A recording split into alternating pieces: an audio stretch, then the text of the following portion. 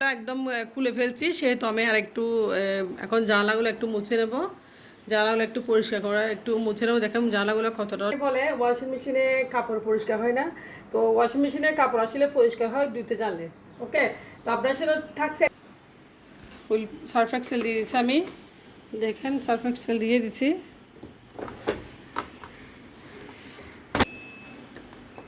নিচে দিয়ে ধুবো। দেখেন পানি পড়তেছে। হাই গাইস, আসসালামু আলাইকুম, welcome back to my channel. তো সকালে ঘুম থেকে উঠলাম, রাত্রে রান্নাবান্না করে ফেলছি, আজকে কোনো কাজে নেই। তো আজকে সারাদিন আমি পর্দাগুলো ওয়াশ করব, আমার এই রুমের ড্রয়িং রুমের পর্দাগুলো একটু ধুবো। তো আশা করি আমার ভিডিওটা ভালো লাগবে আপনাদের কাছে। ভিডিওটা যদি ভালো লাগে একটা লাইক করতে কিন্তু ভুলবেন না।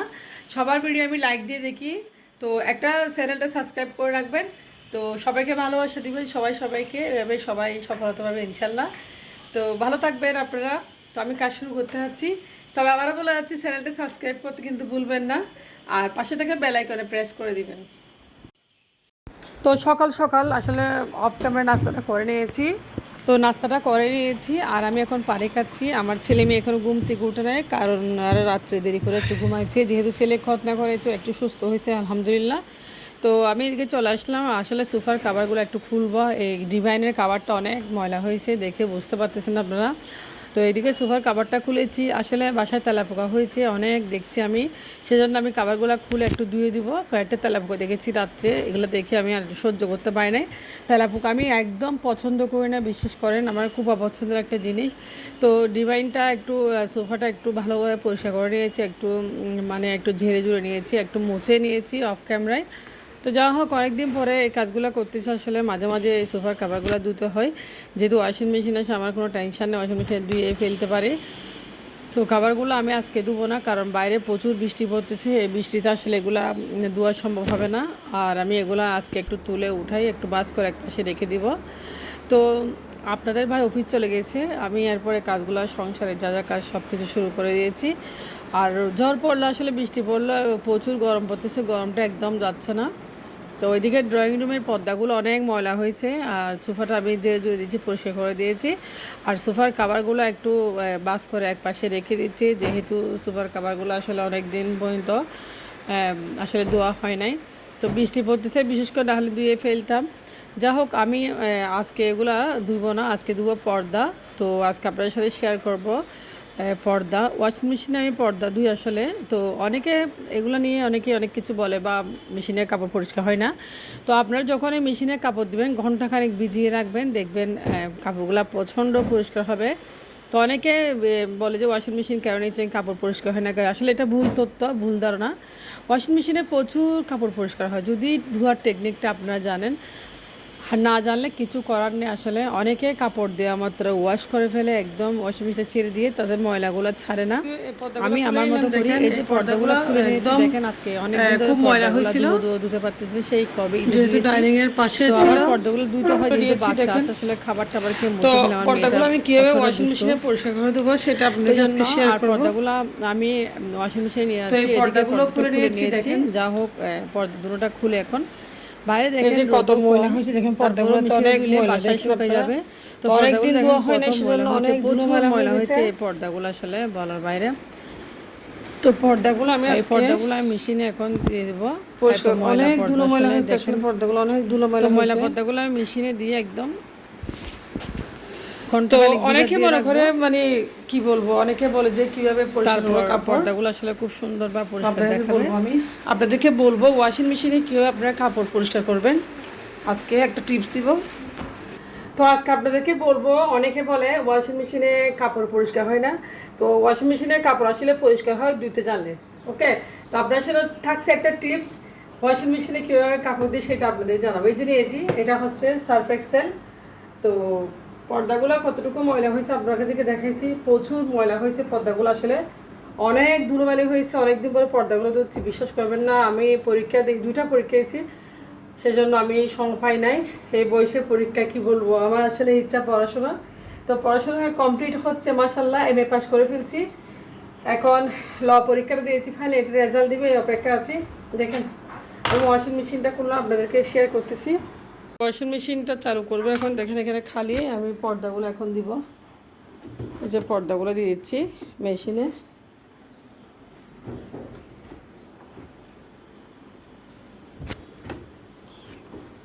পর্দাগুলো দিয়ে দিলাম, সবগুলা পর্দা। এখন আমি এখানে দিয়ে দিব Wheel powder, Wheel Surf Excel দিয়ে দিচ্ছি আমি। দেখেন সার্ফ এক্সেল দিয়ে দিচ্ছি।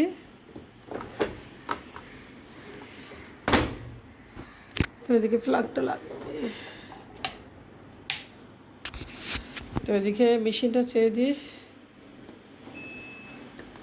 19-এ দিয়ে ধুবো। দেখেন পানি পড়তেছে।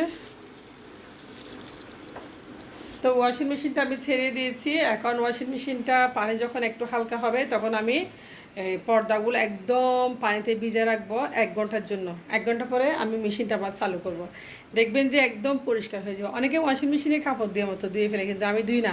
আমি কী করি, মেশিনে কাপড় দিয়ে 1 ঘন্টার মতো একদম রাখবো, তারপর কাপড়গুলো ধুবো। ঠিক আছে, এই যে মেশিন ছেড়ে দিয়েছি, আর 3-4 মিনিট পর মেশিন বন্ধ করে দেবো। 1 ঘন্টা পর আবার ছাড়বো। কাপড়গুলো এতক্ষণে ভিজে একদম ময়লাগুলো ছেড়ে দিবে। এই পর্দাগুলো ময়লা হয়েছে, এগুলো একদিন ধুবো।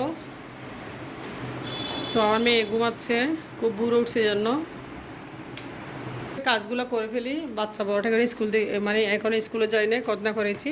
তো আমার হাজব্যান্ড চলে গেছে খাওয়া দাওয়া করে, একদম লাঞ্চটা নিয়ে। আমি এখন আমার একটা চ্যানেল আছে, এই চ্যানেলের জন্য একটা রেসিপি বানাবো, সেটা আপনাদেরকে। তো গোসল করা শেষ, এখন খাওয়া দাওয়া করলাম আর কাপড়গুলো, তো কাপড়গুলো আপনাদের দেখাচ্ছে। দেখেন কত পরিষ্কার হয়েছে, অনেক পরিষ্কার হয়েছে, ক্লিন হয়ে গেছে একদম। দেখেন পর্দাগুলো অনেক পরিষ্কার হয়েছে। তো আপনার সাথে শেয়ার করলাম আজকে, ভালো করে দেখাচ্ছি আমি এখানে। দেখেন কতটুকু পরিষ্কার হয়েছে। তো সন্ধ্যাবেলা নাস্তা আজকে বাসায় কিছু বানায় নাই, আমার হাজবেন্ড আমার জন্য নাস্তা নিয়ে আসছে খাওয়ার জন্য। তো আজানও দিয়ে দিচ্ছে মাগরিবের। এটাও নান রুটি নিয়ে আসছে, চা দিয়ে, খুব মজা নান রুটি। আর দেখে নিয়ে আসছে কিমা পুরি, এটা নাকি কিমা পুরি বলে। তো এটা হচ্ছে কিমা পুরি, আমার ছেলে মেয়ে খুব বেশি পছন্দ করে। এটা আমার ছেলের পছন্দের একটা খাবার, আমার ছেলে খাবে। তো আমার হাজব্যান্ড একটু খাচ্ছে কিমা পুরিটা। আসলে খুব ভালো আছে না?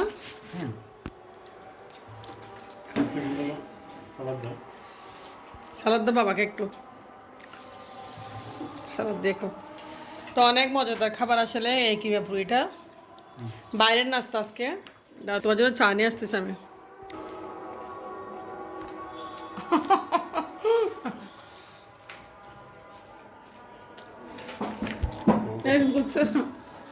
আমার হাজবেন্ড খাওয়া দিচ্ছে।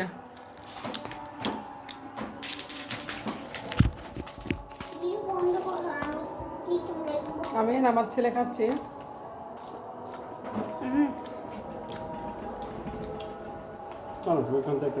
না ও খাক, আমি কিমা পুরিটা আসলে কালকে বানিয়ে ফেলবো, দেখবেন আপনারা।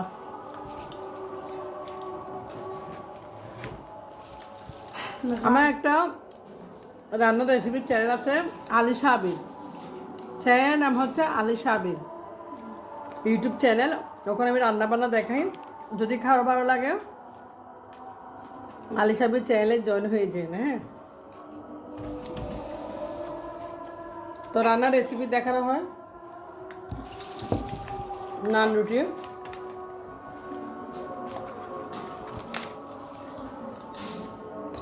তাহলে খুব মজা। আমাদের ভিডিওতে আমরা অরিজিনাল সব কিছু দেখাই, সবার সাথে কথা বলে। এখানে রিয়েল, একদম রিয়েল কন্টেন্ট ক্রিয়েটার আমরা। যেগুলো খাচ্ছি সেগুলো দেখাচ্ছি। দেখেন তো আজকে আমি বাসায় কী বানিয়েছি দেখেন, নিমকি বানিয়েছিলাম। খেয়ে দেখাও, দেখুন একটু খেয়ে নিমকিগুলো কেমন হয়েছে বলতো খেয়ে।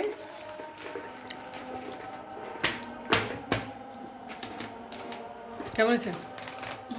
তো নিমকি বানিয়েছিলাম বাসায়, দেখে নি তো আজকে বাচ্চাদের জন্য। খুব মজা হয়েছে, সব কাজ শেষ হয়ে গেছে। তো বর্ষাকাল আসলে ঘরে কাপড় শুকাই দিছি, হাইটের কারণে আমার মাথাটা কেটে যায় সবসময়। চা খাবে? তো তো আমার ছেলে তো মিক্স সবজি ছাড়া ভাতই খায় না, তার বাবা আবার তার জন্য মিক্স সবজি কেটে দিল। আমার হাজব্যান্ড সবজিগুলো কাটার সময় আসলে হাতও কেটে গেছে, সো আমাকে সব কিছু কেটে দিয়েছে আমার হাজব্যান্ড, আমি শুধু রান্নাটা বসে দিচ্ছি। তো মিক্স সবজি কেটে দিয়েছি, এখন সন্ধ্যাবেলা হয়ে গেছে, আমি আপনাদের সাথে শেয়ার করতেছি মিক্স সবজি আসলে হালকা মরিচ আর মশলা এবং হালকা আদা রসুন বাটা পেঁয়াজ দিয়ে আমি আজকে রান্না করে নিচ্ছি। আজকে মিক্স সবজিটা অন্যরকমভাবে রান্না করতেছি, অন্যদিন আমি সিদ্ধ করে বয়েল করে রান্না করি, বাট আজকে সময় পাচ্ছি না, দেরি হয়ে গেছে, তো এভাবে রান্না করে ফেলতেছি। আসলে যা হোক না কেন ছেলেগুলো আসলে মানে ভেজিটেবল ছাড়া কিছুই বোঝে না। তো আলহামদুলিল্লাহ আমার ছেলে মেয়ে এতই শাকসবজি মানে পছন্দ করে, এটা বলার বাইরে। তারা মানে মাছ মাংস হচ্ছে বেশি সবজি পছন্দ করে। তো দেখে মিক্স সবজিটা রান্না করে নিয়েছি এবং খুব সুন্দর একটা কালার এসেছে। তো সবজিটা রান্না হয়ে যাচ্ছে, আমি এখানে শুধু হলুদ একটু হালকা মশলা দিয়ে একটু কষিয়ে নিয়ে সবজিটা রান্না করে নেব। তো খুব সুন্দর সবজি হয়ে গেছে। তো আজকের ভিডিও এটুকু পর্যন্ত, আল্লাহ হাফেজ।